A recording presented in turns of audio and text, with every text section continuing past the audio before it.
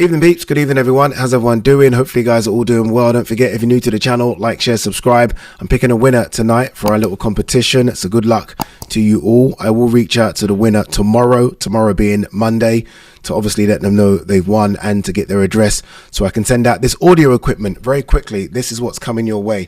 One of these mics, many consider it the best in the business. They call it the Joe Rogan mic. It's the Shure SM7B. Now, in order to power that mic, there are several different ways, but this is what I've been doing over the years. I've been using a cloud lifter, so this is coming your way, and a Focusrite Scarlett 212. I will also put in all the connecting cables and leads, so you can set that up and get going straight away.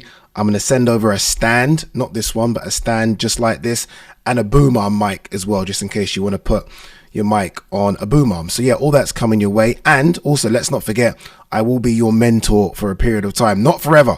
You're not going to need me forever, but for a period of time. So that's the winner. 2 runners-ups, I will be your mentor as well. So yeah, I will announce the winners on the community tab tomorrow evening. So make sure you check that out. And I'll also do a video just for clarity as well, probably when I get to Saudi Arabia on Tuesday. So unfortunately, I won't be able to post this until I get back. So you don't have to wait that long. I'm back on the 18th of November. That will go out to you wherever you are in the world, first class. You'll get that all. So good luck to you all. All right, let's talk about Jaron Ennis versus CHUKHADZHUAN. Hopefully I've pronounced that surname correctly. I wrote a few things down here because I didn't want to forget them, and I've highlighted a few things. One of the things I wrote down was Enis, his dad and trainer. I wrote weight. I wrote IBF rehydration clause, and I wrote motivation. Now, I don't want to give Enis any excuses, but those are a few right there. I think they need to look, look, he's unbeaten, right? So I don't want to say they need to look at the training setup, because the fact is he's unbeaten.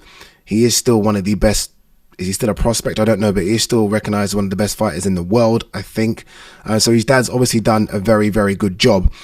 But there were instructions from his dad during that fight that kind of raised alarm bells. We'll get into those in a minute. Weight, not IBF rehydration clause here, just weight, 147 pounds. He keeps on talking about 154 pounds. Now, I don't know if he's talking about that weight because that's where the big fights are, or because he's struggling to make the 147 limit. We'll talk about that. IBF rehydration clause, if he is struggling at the weight, that doesn't help.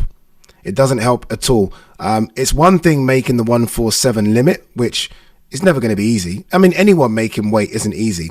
But there's another thing when you can't just, okay, I've made it, now let me balloon up to whatever I want to be in the ring. That's a problem. Motivation. You've already fought Gazarian once. What is the motivation to fight him again?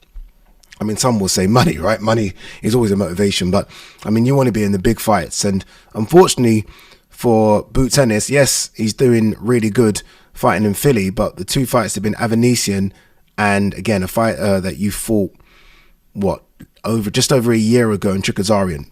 Those are factors. Those are factors. That being said, it just wasn't good enough. It wasn't good enough. We need, and expected a better performance from Enis. I mean, people have been waxing lyrical and talking about Boots now for the last 2 or 3 years as though he is the future, not just of the 147 division, but I mean, if you saw Boots, he did a sit down and he was talking about going through the weights and sort of ending at 168. So he himself is speaking about him becoming a great. I mean, if you're talking about cleaning up and winning belts at 147, 154, 160, 168, you're putting yourself in the great category. If you're going to do that, we're going to need to start to see some great performances. I mean, that fight card yesterday was billed as 2 kings, right? That's what it was. It was Enis and it was Jesse Bam Rodriguez. Come the end of the night, we only can really recognize one as being a king. Like, I mean, Bam is a king. Without a doubt, Bam's top 6 pound for pounder. Bam, we all think Bam's going to go down as one of those all-time greats. He has everything about it, doesn't he? Just everything about Bam is just special. He produced a special performance, and okay, yeah, fine. There's your crown. Okay, let's now go to the main event. Let's see what Boots can do against a fighter that he's already fought before. So, okay, you've already fought him. So you've already not just got tape on him, you've actually got rounds in the bank against him. You kind of know what he's going to do. You should know his read. You should know his looks. If anything, it was CHUKHADZHUAN that took more, it looked like, from the first fight and implemented his own game plan. And at times, look, Boots won the fight. The rounds were, one of the scorecards, 119, 107 was far too wide, but Boots won the fight. So ultimately, let's give him his credit. But again, if we're crowning this guy king, we're crowning him as very special. We're saying he's the number one at 147. He's going to do damage at 154. We just need to see a bit more from Boots. He got hit way too much in that fight. He got hit a lot in the Avanesian fight. I think a lot of people forget that. Go back and watch that fight. He cracked Avanesian a few times. Avanesian cracked him. But ultimately, Boots is bigger, fresher and stronger, and his will was just too much on the night. It wasn't really that yesterday. I mean, CHUKHADZHUAN got accused by a lot of people, including myself, of almost running the first fight. Like, obviously, feeling the power and thinking, fuck that. This time round, he said, no, we're going to stay in the pocket and trade. He traded in the pocket with Boots, and he landed some clean shots. And thank God he doesn't have dynamite in those hands, because if he does, and I know Boots has got a chin, or at least people say that, but if he did have dynamite in those hands, this fight could have been a lot different. He was in every single round, even up until the knockdown. And look, I'm going to give Boots a bit of credit here in a minute, but even up until that knockdown in round 5, he was in the fight. I mean, through 4, it was 2 apiece. I know some people had it 3-1 CHUKHADZHUAN through 4. We just, I don't know. Again, I said these things at the top, and I'm going to say them again. Weight, IBF rehydration, motivation, and father trainer, Bozy. Because there was a couple of rounds where I heard, and correct me if I'm mistaken, but Bo's like, knock him out. I'm like, ooh, okay, I can say that.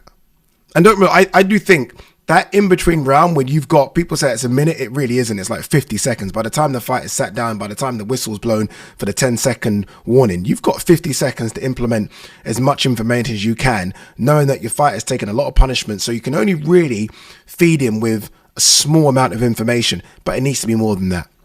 Okay, it's like, okay, I want to knock him out, but maybe kind of guide me as to how we quickly do this. Like, okay, maybe if he dips left, you trying to tell I should go up the front? Are you trying to say I should switch southpaw on him like I've been doing? Tell me what to do. Knock him out. It's not enough. It's not enough. It's not enough. I'm not trying to say go down the Nazim Richardson route of, who gave so much information. Don't worry, I love it. I love watching it, but I need a bit more than that. Dad. I'm getting lit up here. This guy's taking the power, and he's throwing back power as well. So I need a bit more information. But yeah, look, there will never be a fighter in the history of boxing, even the all-time best, who don't have sort of iffy performances and learn from it. And that's what Boots has got to do. He's got to learn from this performance, because again, if you are thinking that you're going to go up to 154 where the guys are coming down from 190, I would say some of them fuckers are coming down from 200, who carry weight, who are bigger than you, who might be stronger than you.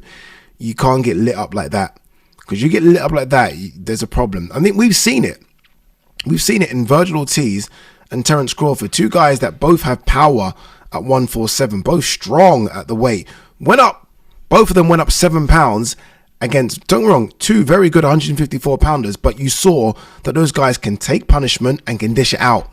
And those 2 are very good fighters. And I think like Boots, if he thinks he's going to be able to go up to 154 fighting reckless like that, he's got another thing coming. He has got another thing coming. Honestly, and you could tell this was going to play out how it was going to play out, because he got caught with a left hook in round 1. Now, I'm going to give him the benefit of the doubt and say he looked a bit off balance, but he got caught. And I was like, okay, well, what's going on here? Defense already sloppy. Like, we know, like, as an offensive fighter, he's very, very good, but you're going to need a bit more against the very elite. You've got to sort out your defense, dude. You've got to sort out your defense. You can't get hit like that. Like, he got cracked. There was times where it wasn't just, he got cracked like those, what round was it? It was round 12, definitely. And I think it might have been round 9, where CHUKHADZHUAN hit him with 4 or 5 punches, like combinations, like, and landed all of them. Bang, bang, bang, bang, bang. I'm like, jeez, can you not get out of the way here? So, yeah, look, he needs to work on that. I will say this, though. When he has you hurt, he is a great finisher.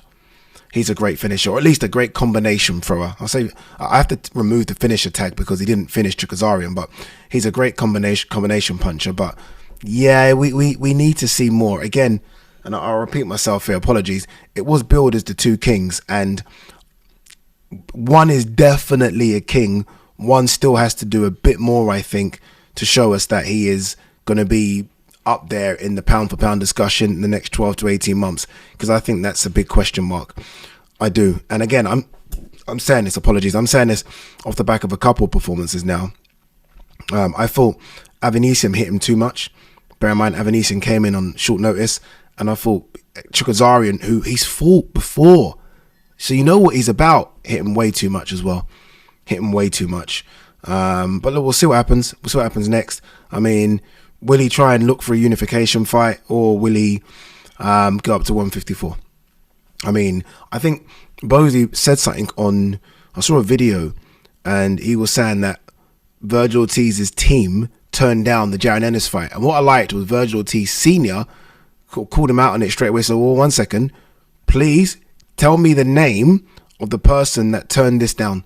Like, I want comfort. And he said, I'm not attacking Bozy. He was very clear. He says, if there's someone that's turning this fight down within Golden Boy or the management structure, I need to know who it is now. So please tell me the name and show me the email or the response of someone turning that down.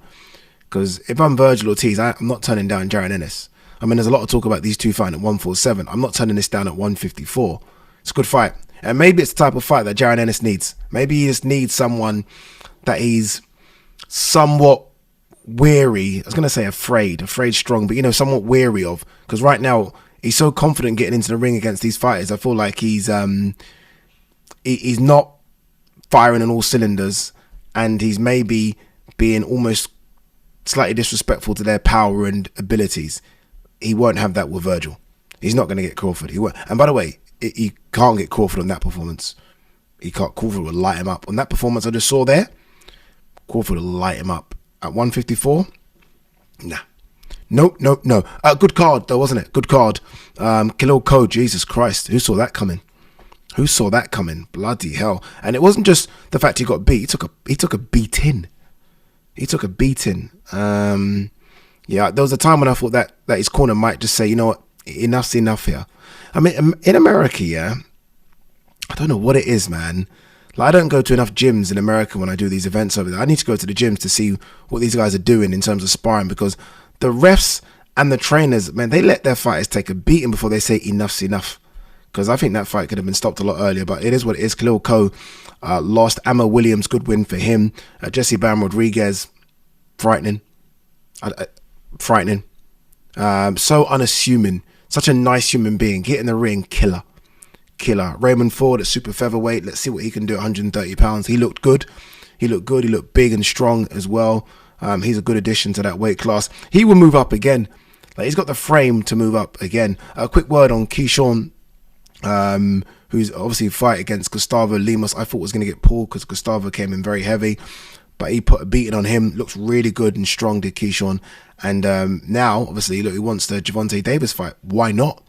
Why not? If Frank Martin can get the Gervonta Davis fight, Lamont Roach, who, yes, is the champion of the weight class below, though, can get the fight. Keyshawn should get that fight as well. All right, let's very quickly see if there is anything. 2 secs, people. I see something here. Boxing Scene says Jaron Ennis again outpoints Karen CHUKHADZHUAN. How do I say it? CHUKHADZHUAN, I said. In a fight to forget. It wasn't a fight to forget. That was a good fight. Good fight. Eddie Hearn wants Virgil Ortiz Jr. next for Boots Ennis. Targets February 22nd date. Ain't happening. Ain't happening February 22nd. Just isn't.